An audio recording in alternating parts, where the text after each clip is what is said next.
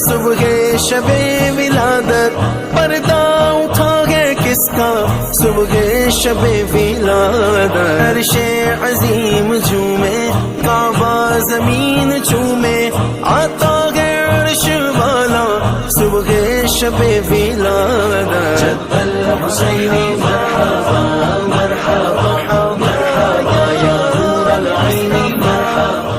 अस्सलामुअलैकुम नाज़रीन, SS news में अवां भली कार मां हाँ फरा शाह। नाज़रीन, सिंध के मुख्तलिफ़ शहरन में ईद मिलादुन्नबी सल्लल्लाहु अलैहि वसल्लम के हवाले से मुख्तलिफ़ शहरन में रैलियों कढ़ी प्रोग्राम मुनक़िद कया पिया वञनि। लाड़काने में तंज़ीम इस्लाह अल फ़ुक़रा हुसैनिया नक्शबंदिया जमात अहल सुन्नत तरफ़ां जश्न ईद मिलादुन्नबी सल्लल्लाहु अलैहि वसल्लम के सिलसिले में शहर के पुराने बस स्टैंड खां शानदार रैली कढ़ी वई, जंहिंमें मशहूर दरगाह हुसैन आबाद कंबर शरीफ़ के साहिबजादन हज़रत अल्लामा मौलाना सैयद नसरुल्लाह शाह बुखारी ऐं ॿियनि वॾे अंग में शिरकत कई।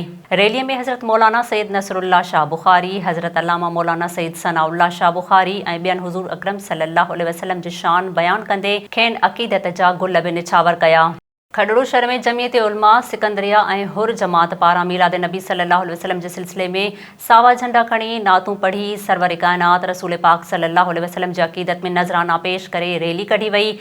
फ़कीराबाद में जश्न आमद रसूल सल्लल्लाहु अलैहि वसल्लम के हवाले से सॼे शहर ऐं मरकज़ी जामे मस्जिद समेत सरकारी इमारतुनि मुख़्तलिफ़ दुकाननि के रंगीन बल्बनि सां सिंगारियो वियो आहे, जॾहिं त मुख़्तलिफ़ इलाइक़नि मां रैलियूं पिणु कढी मरहबा जा नारा पिणु हणाया विया। मीरपुर माथेलो में ईद मिलादुन्नबी सल्लल्लाहु अलैहि वसल्लम के हवाले से भिटाई चौक ते महफ़िल नात मुनक़िद कई वई, जंहिंमें आलमन नबी पाक सल्लल्लाहु अलैहि वसल्लम जो शान बयान कंदे खेनि अक़ीदत जा गुल निछावर कया। गुलारचे में 11 रबीउल अव्वल के हवाले से अहले सुन्नत वल जमात अगवाणी में रैली कढ़ी वई, जंहिंमें मरहबा या मुस्तफ़ा जा नारा हया विया। रैली मुख़्तलिफ़ हंधनि तां थींदी एरीगेशन ग्राउंड पहुती, जिते जलसे आम कयो वियो। सरहाड़ी में नबी करीम सल्लल्लाहु अलैहि वसल्लम जे आमद के हवाले से मरकज़ी तंज़ीम इस्लाह अहमाल प्रोग्राम जे बानी हाफ़िज़ इख़्तियार अली इस्लाही ऐं ॿियनि जी अगवाणी में आलिशान रैली कढ़ी वई। रैलीअ खे मुख़्तलिफ़ अगवाणनि ख़िताब कंदे चयो आहे, जेको हर शख़्स हज़रत मोहम्मद मुस्तफ़ा सल्लल्लाहु अलैहि वसल्लम जे नक्शे कदम ते हलणु घुरिजे।